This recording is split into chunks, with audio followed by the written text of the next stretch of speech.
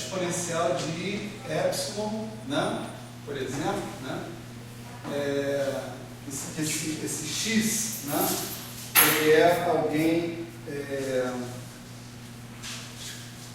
alguém infinitesimal, quer dizer, que essa infinitesimabilidade, né, do x, ela possa ser visualizada de uma forma como essa. Quer dizer, é uma combinação linear onde cada um desses parâmetros é infinitesimal. Isso é muito fácil, né? Vamos supor que o teu x seja uma combinação linear, né, das suas matrizes de Gell, né? Se o x for infinitesimal, basta que você faça isso, né? Você bota um epsilon na frente de cada um desses caras e define isso aqui como epsilon a lambda a sobre 2, tá certo? Então epsilon a é epsilon teta a. Então você tem coisas absolutamente genéricas, só que infinitesimais ali, né? Então se isso aqui acontece, então a gente pode escrever isso aqui em primeira ordem dessa maneira, né? Certo? Correspondentemente, né? Desculpa, mas matematicamente está completamente perfeito eu pegar uma transformação e multiplicar por um epsilon para tornar infinitesimal? Eu estou considerando uma transformação infinitesimal genérica. É isso que eu estou fazendo. Que para mim meio que perde. Como é que seria uma transformação infinitesimal genérica? Entendi. Não entendi, é porque eu realmente assim, imagino que você tem ali o x. Você multiplica ele por esse epsilon. Teoricamente é como se fizesse o epsilon tendendo a zero. É meio que não interessa quem o epsilon está multiplicando. Entendeu? Por exemplo, quando você pega uma exponencial. Então você pega uma exponencial, você expande. É 1 mais um epsilon. É um epsilon multiplicando, entendeu? Então tipo, você pega a exponencial muito pequenininha de um epsilon vezes alguma coisa, vai ficar a identidade, mais o epsilon vezes um termo linear. Mais o epsilon ao quadrado vezes o termo linear ao quadrado. Então, tudo bem. Só que se eu pegar, por exemplo, e multiplicar o x por um epsilon para fazer um x infinitesimal, eu já mato o 1, entendeu? Eu pego o exponencial, eu expando, vai ter 1 mais termos com epsilon. O x está lá em cima. Mas você pegou o x ali e disse que para torná-lo infinitesimal e aparecer o epsilon a, eu multiplico ele por um epsilon. O x não está embaixo, o x está em cima da exponencial. Então, mas aí o x não é infinitesimal. Entendeu? Isso que eu não estou entendendo. Não, eu sei que é boa a pergunta. Uma transformação geral, né? R é exponencial de x, certo? Isso é geral. Tudo bem, mas o meu problema é com o x. Outra coisa geral, peraí. Outra coisa geral é que o x tem que ser uma combinação linear dos vetores base do espaço vetorial. São, né, por exemplo, no caso da representação 3 por 3, né, são as matrizes de Gell. Então, lambda a sobre 2, certo? Certo. Essa aqui é a forma geral do x. Tá ok? Uhum. Agora, ponto. Vou considerar um x onde todos os parâmetros, tá, da combinação linear são parâmetros infinitesimais. Então, é um x específico, não necessariamente esse aqui, né? Se você quiser, você chama de x-til, né? Que é epsilon a lambda a sobre 2. É um teta infinitesimal, tudo bem. Tá certo? Quer dizer, esse epsilon a, se você quiser, você pode entender esse epsilon a assim, como epsilon vezes um teta a. Certo, como se fossem rotações de ângulos muito pequenos. É. Tudo bem, eu entendi, eu concordo totalmente. O que eu realmente não entendi é você pegar um teta a e multiplicar por epsilon. Isso aqui? É.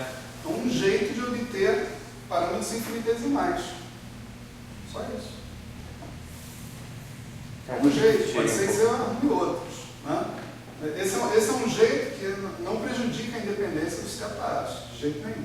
Mas, por exemplo, o primeiro termo, se eu expandir x, já vai incluir epsilon. Não, cara. Se eu expandir x, é claro que inclui epsilon, mas o que eu estou falando não é do x, é do g. Não, tudo bem.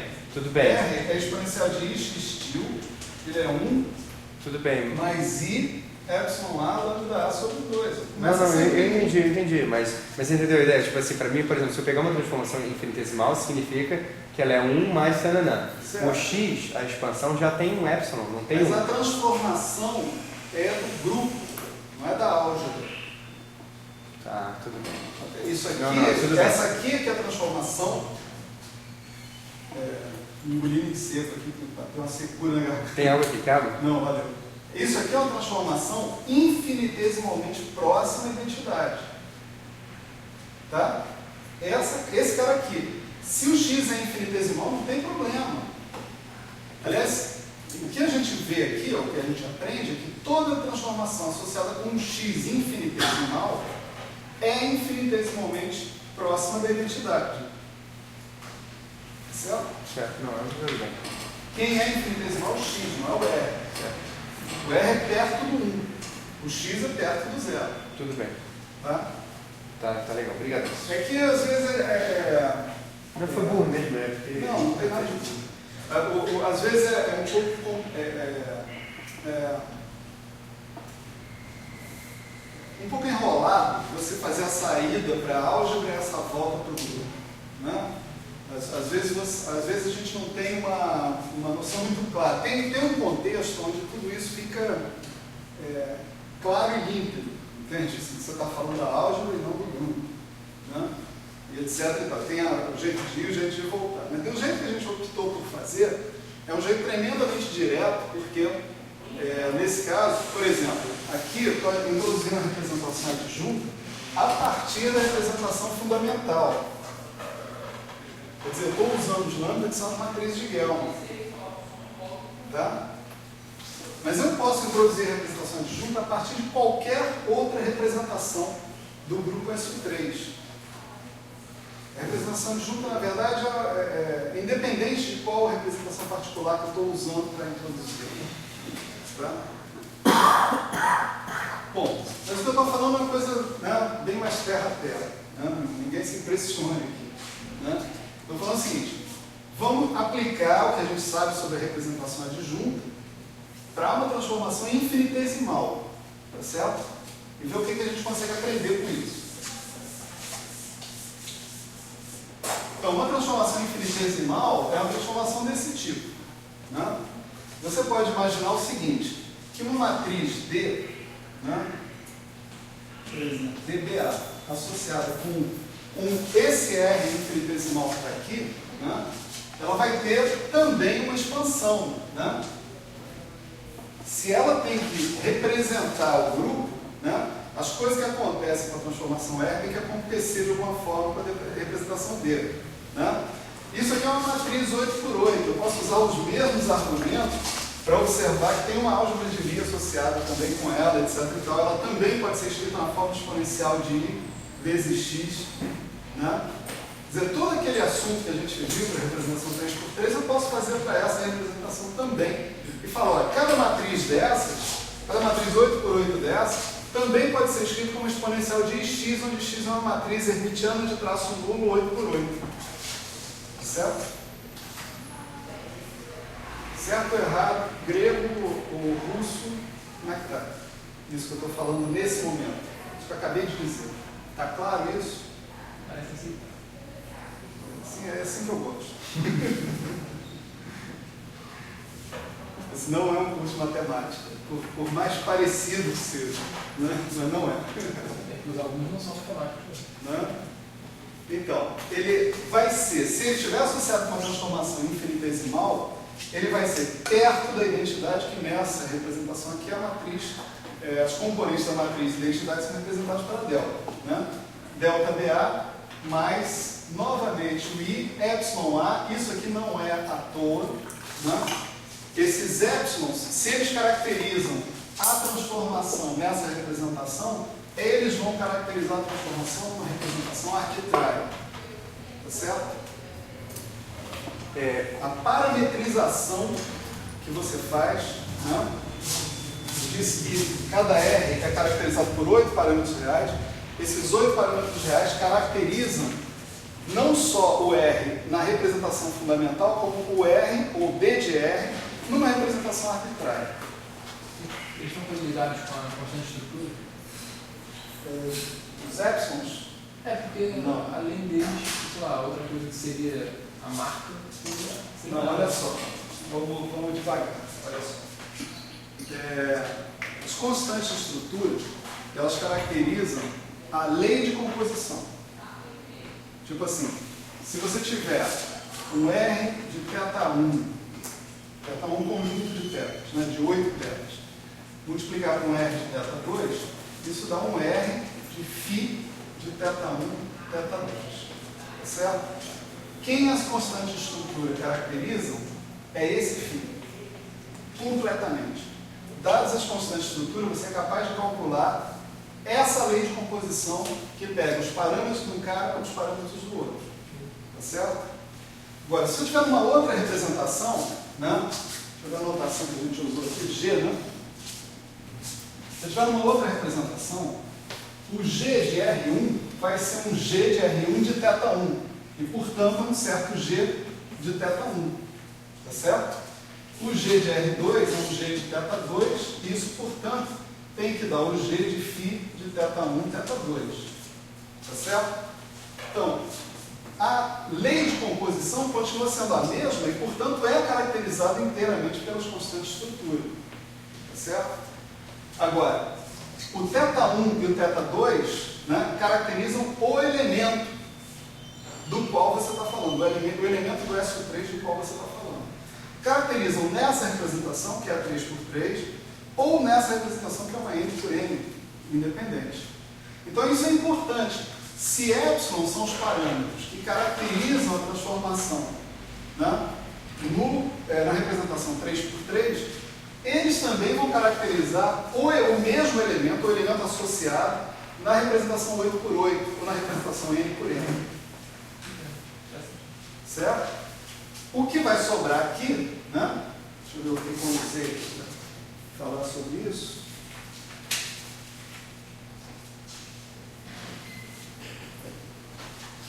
O que vai sobrar aqui é um certo X, né? Vamos chamar assim. X til um conjunto de elementos no espaço das matrizes hermitianas de traço nulo, 8 por 8. Deixa eu colocar um C aqui, né? Só para a gente não se confundir. Né? Epsilon A, X til A. E cada X til A desse tem que ser uma matriz, né? 8 por 8. Quantos desses tem que ter? Tantos quantos tiverem os parâmetros. Certo? A mesma lógica que tem aqui em cima. Então, se eu tenho, né, uma transformação infinitesimal, na representação adjunta, como a gente definiu ali, né, isso também corresponde a essa transformação infinitesimal, corresponde a um elemento também infinitesimalmente próximo da identidade, caracterizado pelos mesmos parâmetros e por um conjunto de matrizes hermitianas de traço nulo, 8 por 8.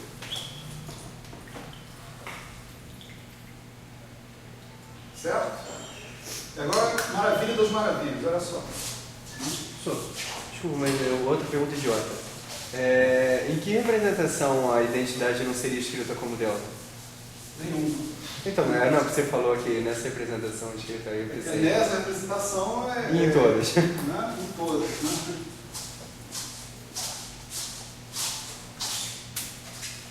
Então, olha só. Vamos observar essa conjugação que está aqui. Né? Se a gente tiver, que eu chamei de R, né? Lambda sobre 2, R menos 1, tá certo? Esse cara que está aqui, ele vai ser 1 mais I, epsilon A, lambda sobre 2, melhor botar B, né?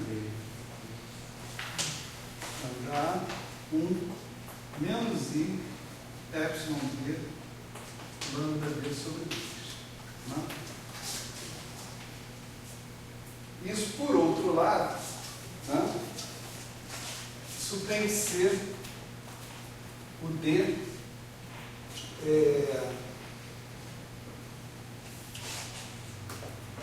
AB, D, PA, GR, lambda B sobre 2. Né? Ó, estou usando essa equação aqui. Né? E o nosso dBA de R, ele é delta BA mais I epsilon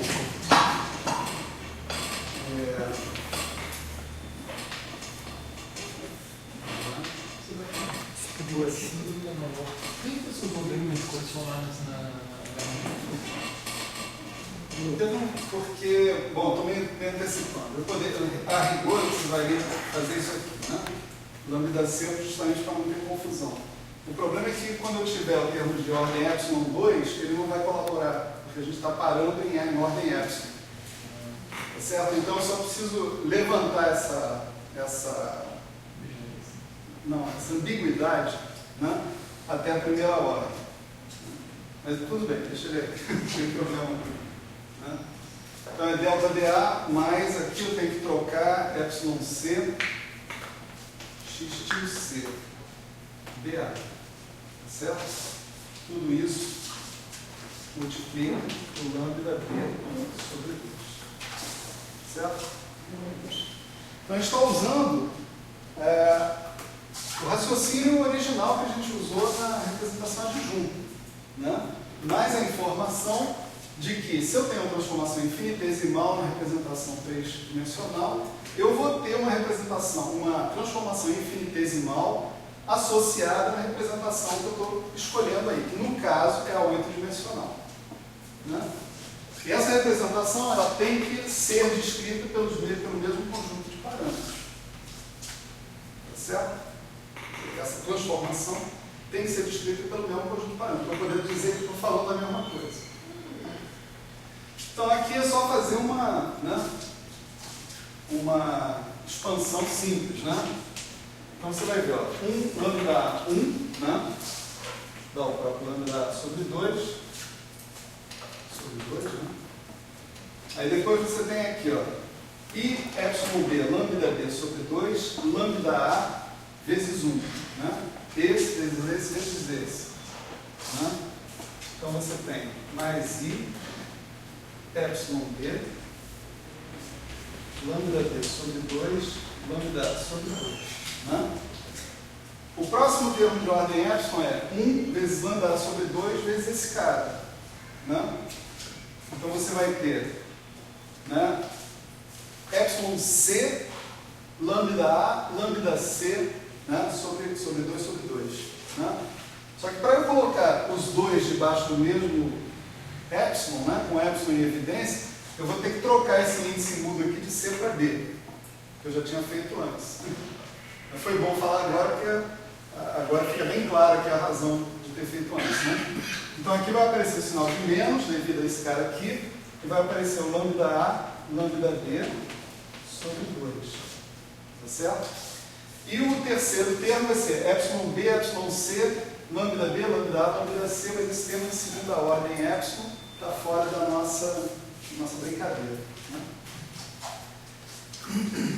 Bom, esse cara que está aqui, né, então aparece como o comutador de lambda A sobre 2 com lambda B sobre 2. Eu vou ter um sinal de menos aqui para ficar AB, né, na direção de AB.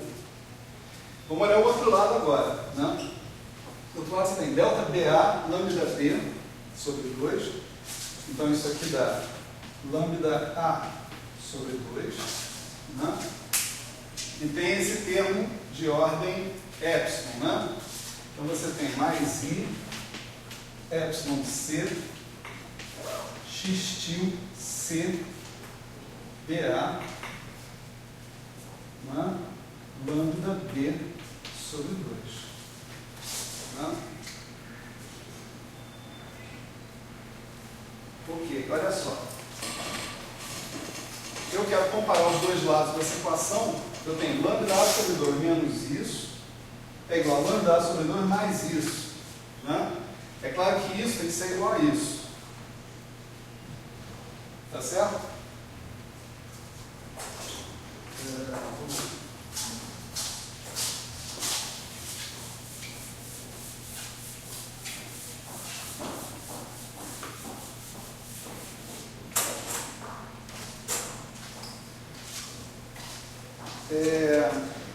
Já cortando lambda sobre 2, né, dos dois lados da equação, a gente vai ver o seguinte: eu tenho menos i epsilon d, não é isso? Comutador de lambda a sobre 2 com lambda b sobre 2. Isso a gente já viu que é i f abc lambda c sobre 2. Né? Esse é um comutador de duas das matrizes de Gell-Mann, que a gente viu, quer dizer, eu falei para vocês, virem-se em casa, né? E façam um comutador de todas as 8 matrizes de Gell-Mann, umas com as outras, né? Claro que ninguém fez, nem deve se preocupar em fazer, né? Mas é bom pelo menos fazer um ou dois para começar a se convencer de que realmente essas coisas são fechadas, né? Sobre comutação. Então você tem essa combinação linear IFABC lambda C sobre 2, né? E o resultado é que isso aqui está dando do outro lado I epsilon C XC tio, né? DA, né? Lambda D sobre 2. Aqui a gente tem que fazer alguns ajustes, porque eu tenho uma equação com epsilon dos dois lados. Para eu fazer uma comparação razoável entre eles, eu vou trocar o índice C pelo índice B e o índice B pelo índice C. Certo? São índices mudos, eu posso fazer essa troca a hora que eu quiser. Né? Então agora você vê, desse lado tem uma combinação linear desses lambda Cs, tá certo?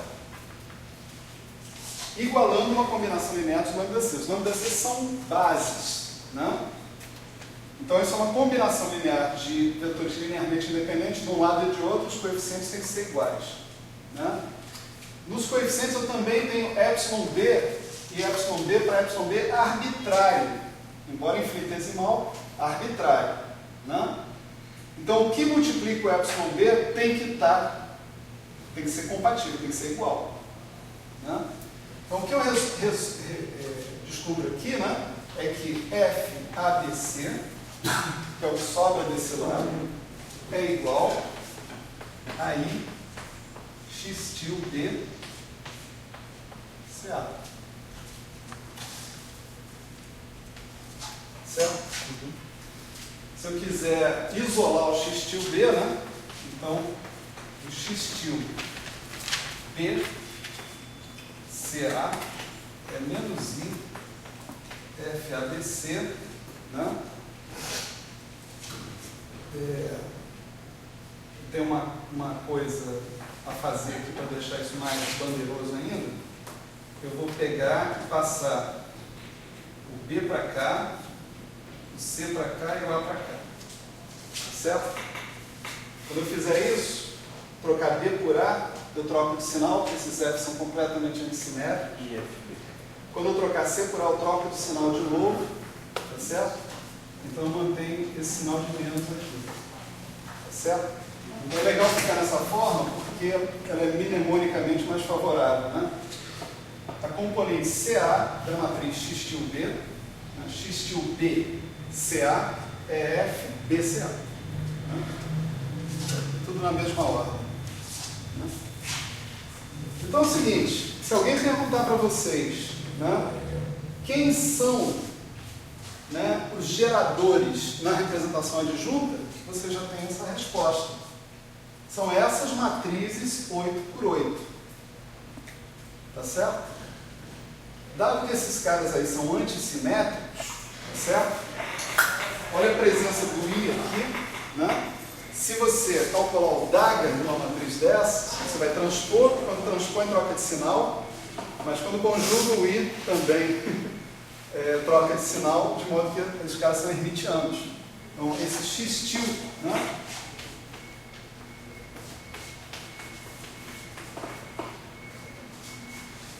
E o exercício para casa é mostrar que o traço de qualquer x-A é zero.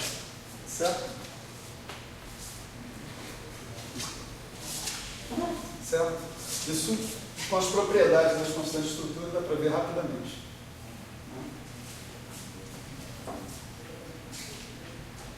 Bom, olha só. Se isso aconteceu, né,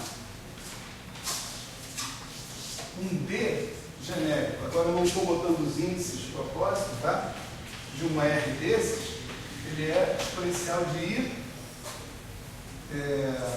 θ A x tio A. Dá-me um θ A, né? Eu tirarei um D de R, né? Porque eu já conheço as matrizes x tio completamente, essas matrizes 8×8. Matou a representação adjunta. A representação adjunta está, né, completamente definida. Certo? Se eu tenho geradores, se eu tenho a regra de comutação dos geradores, né, eu tenho a construir a representação. Né? Ah, faltou uma coisinha. Né? Outro exercício para casa é o seguinte, né? Não vamos fazer agora. Faço com vocês, se vocês tiverem dificuldade, a gente discute aqui durante a aula. Né? Se você pegar o x tio A e comutar com o x tio B, o resultado que você vai obter é IFABC x tio C. Exatamente isso. Isso aqui, duas coisas têm que ser lembradas, né? X tio A, x tio B, componente CD, né? Isso aqui é x tio A, CE, x tio B, D. Né? Depois você tem que fazer x tio B, x tio A. Então você tem que levar em consideração essas coisas aqui, com todo cuidado. Né? Então, ao fazer o exercício, lembrem dessas duas coisas. E B, lembrem da identidade de Jacobi.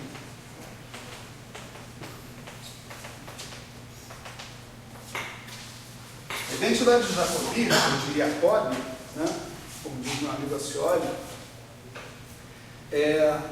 ela implica numa subidentidade para as constantes de estrutura. Tipo, FF mais FF mais FF igual a zero. Certo? É essa subidentidade das constantes de estrutura que vai fazer vocês mostrarem porque os X são dados todos em termos das constantes de estrutura. Tá certo? Então, provar isso que está aqui é usar essas duas coisas com todo cuidado, mas vocês chegam lá. Né? Isso, como eu disse, tem muita coisa que eu não estou provando, né? Mas eu estou falando. Né? Isso é mais um exemplo, mais uma instância que mostra que a álgebra obedecida pelos geradores é independente da representação. Essa álgebra aqui é exatamente igual, né, à álgebra obedecida, né, pelos computadores da matriz de Gell na representação fundamental. Exatamente igual. Só que ali são matrizes 8×8. Então você vê, essa álgebra sendo assim, a lei de composição vai ser exatamente a mesma. Que é a mesma conta que você faz. Algebricamente falando, é a mesma conta. Né? A única diferença é que você vai terminar com objetos que são 8×8, ao invés de terminar com objetos 3×3. Certo? É muito legal enxergar a representação adjunta, olhar para a representação adjunta, porque ela nos liberta daquela história de que o SU3 são só matrizes 3×3 de determinante 1 e unitários. Né? Agora eu vejo que o SU3 é muito mais poderoso do que isso. Né? Boa ideia de SU3. Então agora a próxima pergunta que a gente vai se colocar aqui vai ser a seguinte, né?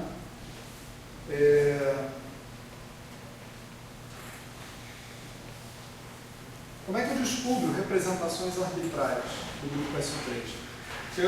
Caiu do céu aí no meu colo essa representação adjunta, né? Caiu também no meu colo a representação do complexo conjugado, que a gente discutiu na vez passada, né? Mas será que tem outras representações? Será que tem outras dimensões, né, que são capazes de fornecer a mesma estrutura, tipo, o computador ser exatamente igual, né, dos geradores, e a lei de composição ser exatamente igual? Então, agora a gente vai se lançar nessa procura que está aí, né? Vou procurar outras representações do SO3. Né? Vamos entrar nesse caminho de procurar outras representações. Está difícil, né? Esgotar o quê? Se a gente quiser, esgota. Quer dizer, eu vou dar todos os elementos para que vocês percebam que tem como fazer essa busca sistemática para todas as coisas do SO3. Né? E essa Mas metodologia? esse não é o nosso objetivo. Então, na verdade, a partir de um certo momento, a gente vai derivar um pouco dessa busca, a gente vai ter que descobrir como é que a gente monta representações irredutíveis e a gente vai se desviar disso para o que nos interessa mais na parte da física. Na parte da física é a parte de composição de representações a partir de espaço produto tensorial.